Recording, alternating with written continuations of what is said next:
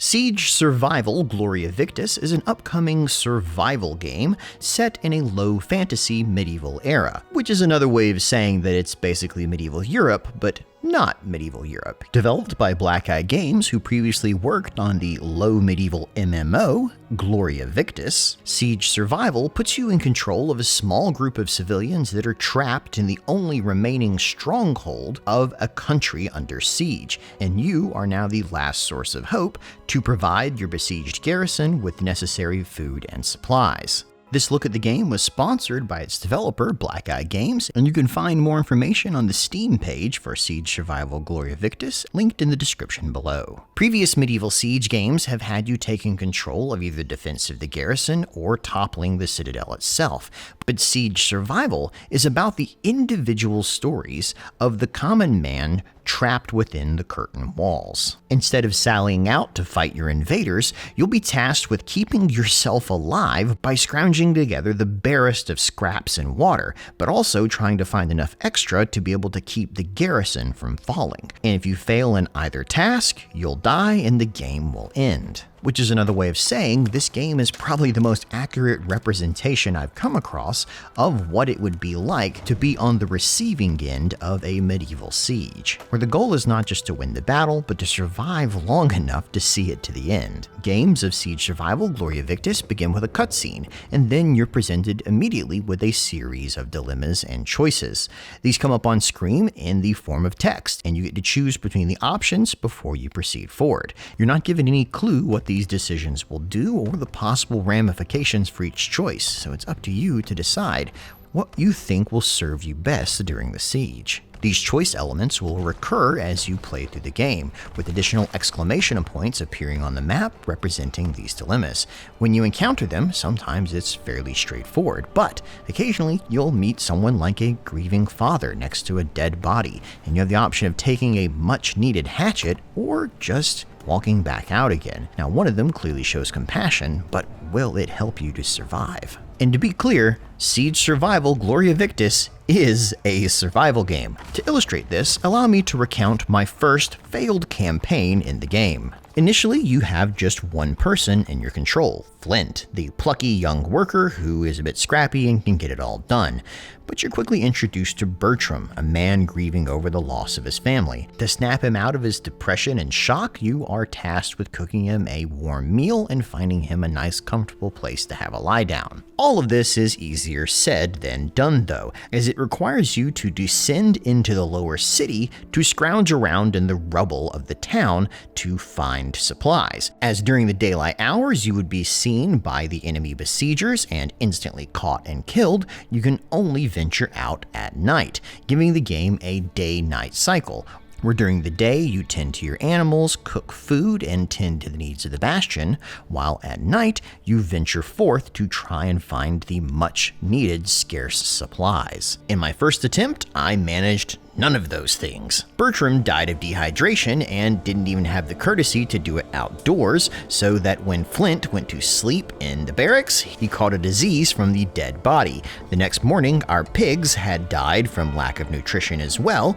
and before I could cook them, Flint was so exhausted from a night's excursions that the meat spoiled. At the same time, I was constantly being lectured by the head of the bastion's defense, who kept demanding more arrows and weapons to keep the ravaging hordes from actually murdering all of us. When she threatened to just release us back into the city because all we were doing was sitting around eating food and being useless, I couldn't really blame her. But thanks to a lengthy and thorough tutorial, I did manage to survive for the 7 days necessary to unlock regular games. To be clear, there is a story involved here, and one that they expect you to be able to survive long enough to see through to the end. Siege Survival GLORIA VICTIS works best when you think about it as something like a Sims game, where you're managing the various personalities as they go about different tasks that you set them. But there's no need to find creative ways to harm your characters, as Siege Survival will find plenty of them for you, not least of which is giant rocks falling from the sky. Because remember, even though you're just scrounging around for existence, there's still a battle raging around you that your characters are wildly under-equipped to participate in. As you sneak through the city, you will encounter encounter patrolling guards,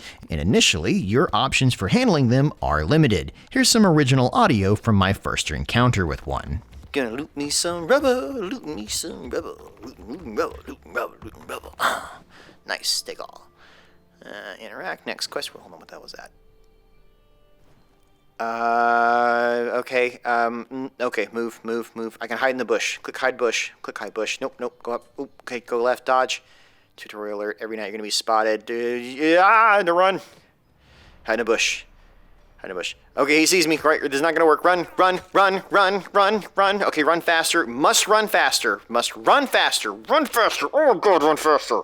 Okay, come on, man. Go. That's right. Run faster. He's in armor. Apparently he's not gonna run. He's shooting. Dodge. Okay. Okay, that's too. He's out of his. Hide.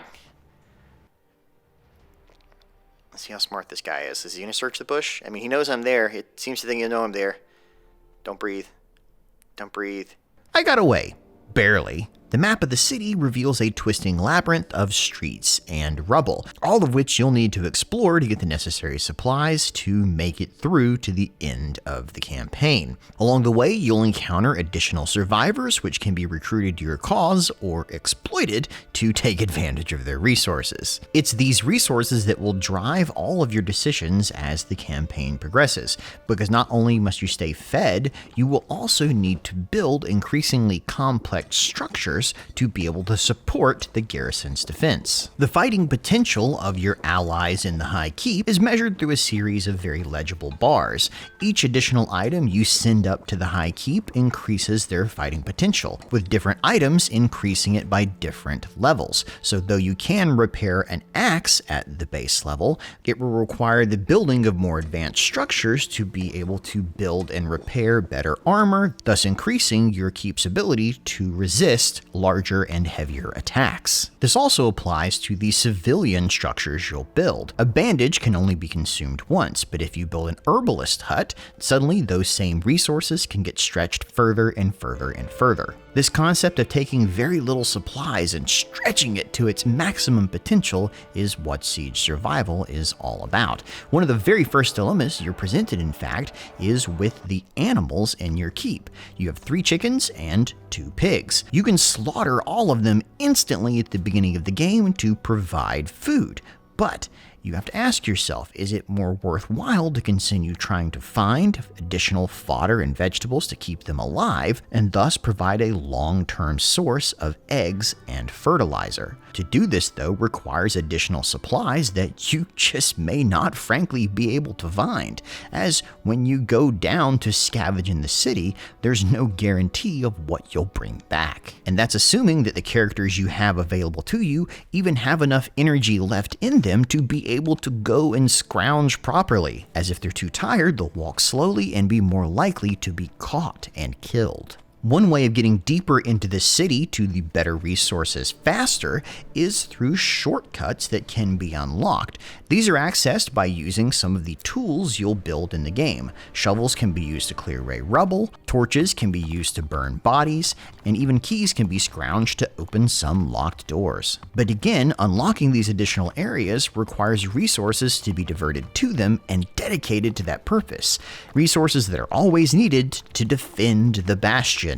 If you so wish, you can actually divert nearly all of your resources to the bastion's defense, as the soldiers will always need more arms and armor after every battle. Without them, they become more easily wounded and killed if you can't get them healing supplies fast enough. And if their numbers drop too low, they'll be overwhelmed and, well, that's the end. Heavily investing into the repair workshop, though, comes at a cost, as it is heavily resource intensive. But if you invest enough into it, you can even repair the castle's trebuchet and directly influence the outcome of battles. But finding this balance between repair and crafting and survival is what Siege Survival is all about. And for those of you worried that once you complete the main scenario, there'll be nothing left to do, Black Eye Games is releasing Siege Survival with both new start scenarios and a new game plus mode, as well as a scenario editor, a fully functional and moddable scenario editor available on launch that allows modders the same toolset the devs use to create their games to add their own unique stories and tinker with almost all the balance options in the game. Siege Survival GLORIA VICTIS is available through Steam now, and you can find a link to it and its store page on the description below. Thanks for watching this sponsored video about the game. I know I enjoyed playing it, and I think you will too. I look forward to hopefully showing you some more of it on this channel soon. Thanks for watching.